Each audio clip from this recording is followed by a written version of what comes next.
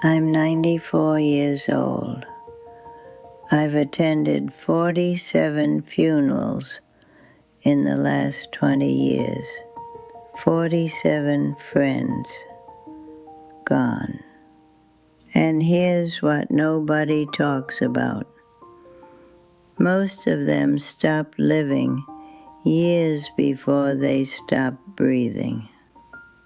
Not because of illness, not because of age, but because they surrendered to three things.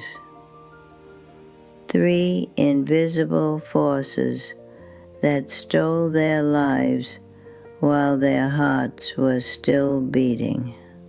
My name is Ruth, and I'm going to tell you about the three things that took my friends. Not disease, not accidents, not age. Three choices, three surrenders, three ways people disappear while still walking around. I realized this at my friend Dorothy's funeral.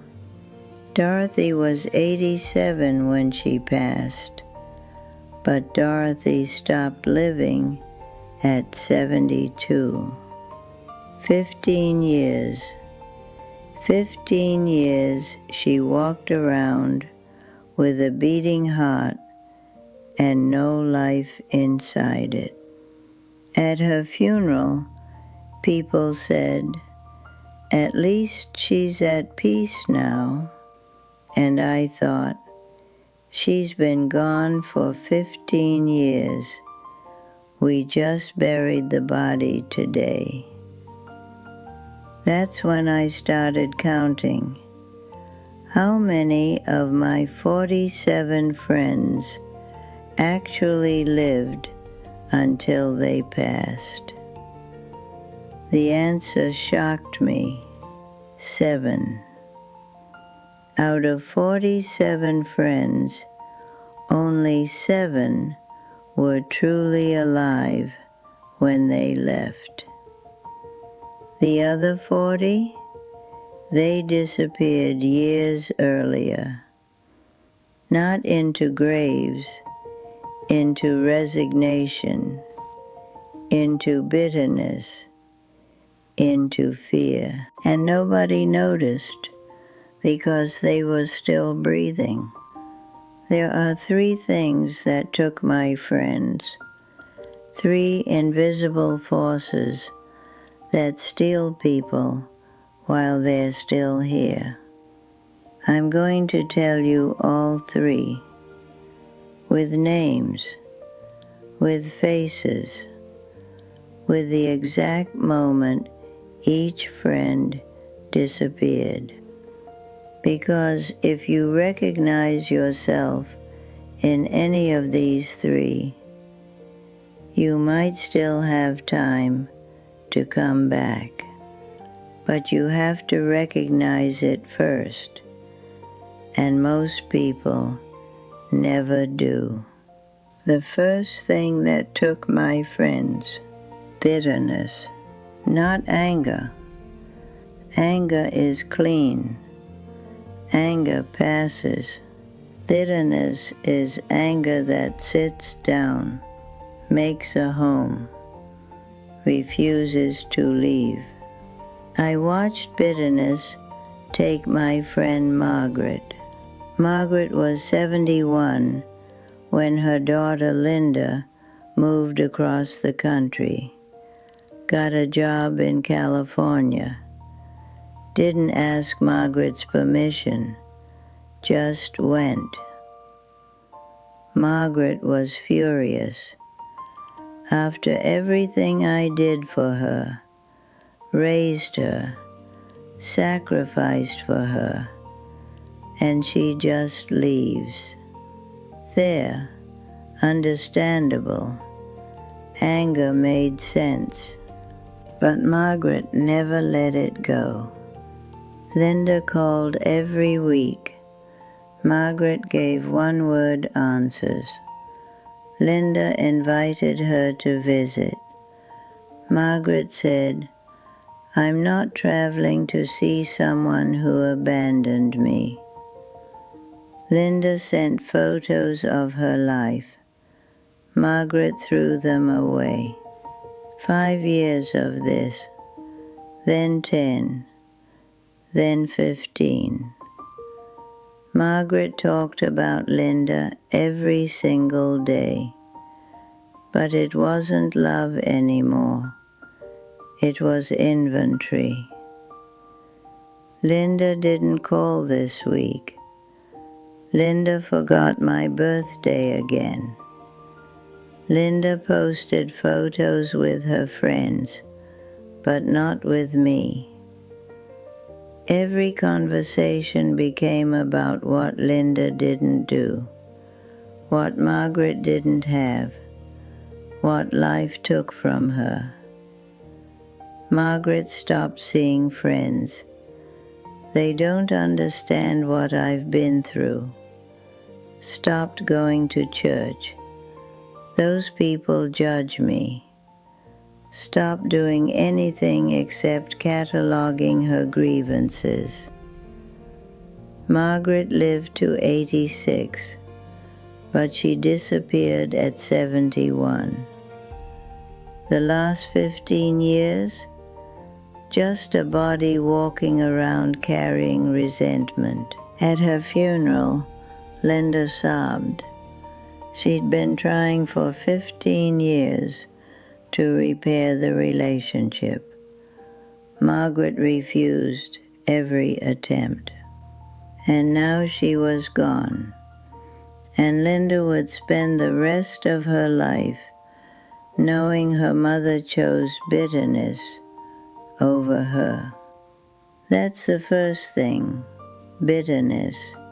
It moves in quietly, settles in, and slowly replaces everything else until you're not a person anymore. You're just a collection of complaints. The second thing that took my friends, waiting for the right time, the right circumstances, the right moment. Someday, eventually, when things settle down. I watched waiting take my friend Harold. Harold retired at 68. Good pension, good health, good life ahead. He and his wife Rose made a list. All the things we'll do when we retire. Italy, Alaska, learning piano, taking a painting class, writing the family history. Long list, exciting list. They were going to start next year, after they got the house in order, after they paid off the car, after Rose's mother settled into the nursing home. Next year came. They didn't go. The timing's not quite right. Soon, though. The year after that. We should wait until the market's better. Then, Rose's knee is bothering her. We'll go when she feels better. Then, maybe spring would be better than fall. Excuse after excuse. All reasonable. All small. I visited Harold when he was 82. The list was still on their refrigerator. Nothing crossed off. Nothing attempted. I said, "Harold, when are you going to Italy?" He looked at me with empty eyes and said, "I think we waited too long, Ruth." Rose had developed dementia. She didn't remember the list. Harold's back hurt too much for long travel. They'd weighted themselves into incapacity. Harold lived to 85, Rose to 84. They never left the state, never took the piano lessons, never wrote the family history. The list stayed on their refrigerator until the estate sale. Some stranger probably bought it with the fridge. At Harold's funeral, his son found the old list, read it out loud. Everyone cried. All the things Dad wanted to do. Wanted, past tense, because waiting turns wanting into wanted, eventually into never did. That's the second thing, waiting. It's a slow disappearance, year by year, next year by next year, until there's no next year left, and you realize you waited your entire life away. The third thing that took my friends, fear of what others think. Living your entire life performing for an invisible audience, doing what's expected, what's proper, what people won't criticize. I watched this take my friend Evelyn. Evelyn was 76 when her husband George passed, suddenly alone for the first time in 54 years. Evelyn had always wanted to paint, always. She told me once, when George is gone, I'm going to take art classes, paint terrible paintings, not care what anyone thinks. George passed. Evelyn enrolled in a class. First day, she was terrified. What if I'm terrible? What if people laugh? I said, Evelyn, you're 76 years old. Who cares what they think? She went. She loved it. She was terrible. She didn't care. For 3 weeks.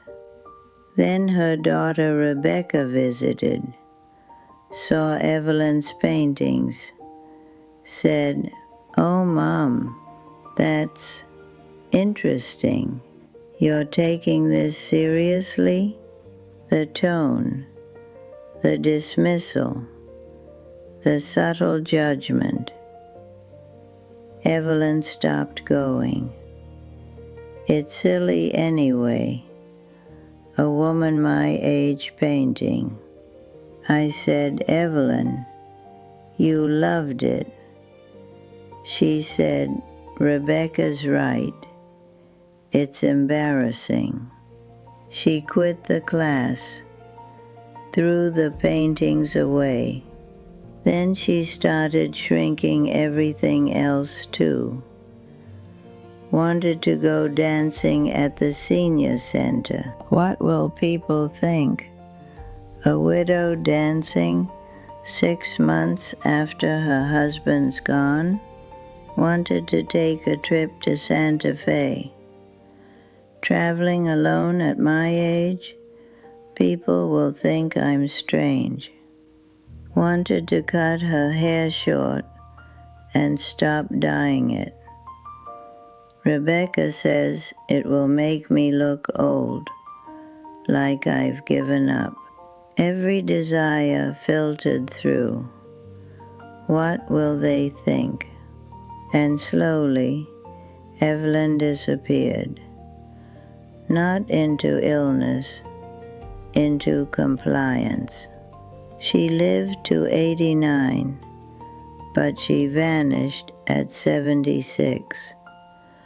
The last 13 years, just doing what was expected, what was proper, what wouldn't be judged. She never painted again, never traveled alone, never danced, never cut her hair. She spent 13 years making sure nobody thought poorly of her. At her funeral, the obituary listed her as beloved mother and grandmother. It didn't mention painting or dancing or dreams, because she never did them, too worried about what people would think. That's the third thing, fear of judgment. It steals you one small decision at a time. What will they think becomes, I can't do that, and I can't do that becomes a life unlived. I'm 94 years old. I've attended 47 funerals, but 7 of those friends were still alive when they left. 7 people who refused to surrender.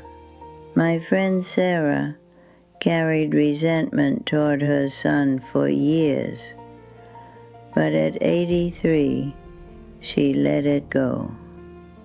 Just decided, I'm not spending my last years on this. She got 6 years with him before she passed. Good years.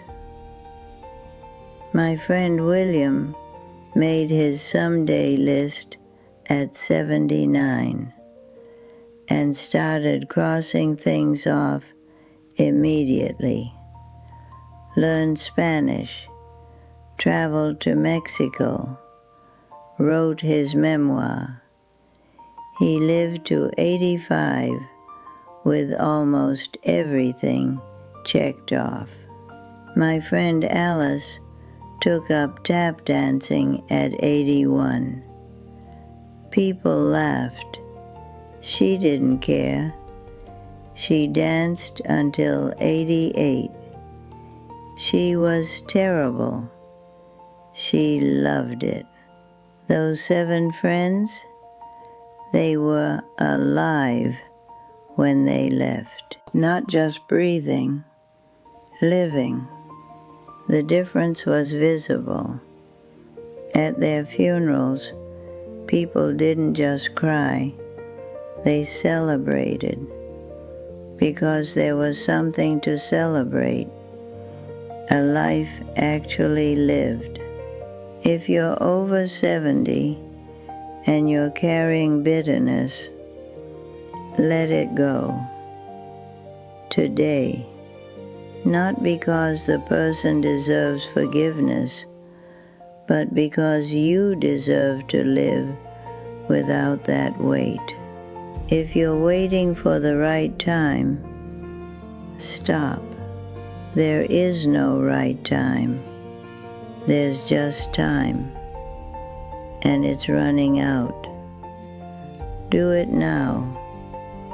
Do it badly. Do it scared, but do it. If you're worried what people will think, let me tell you a secret. They're not thinking about you. They're worried about what you think of them. Everyone's performing for an invisible audience that doesn't exist. Stop performing. Start living. I'm 94 years old. I've watched 47 friends disappear. 40 of them while they were still breathing. Don't disappear while you're still here. Let go. Stop waiting. Stop performing. Live.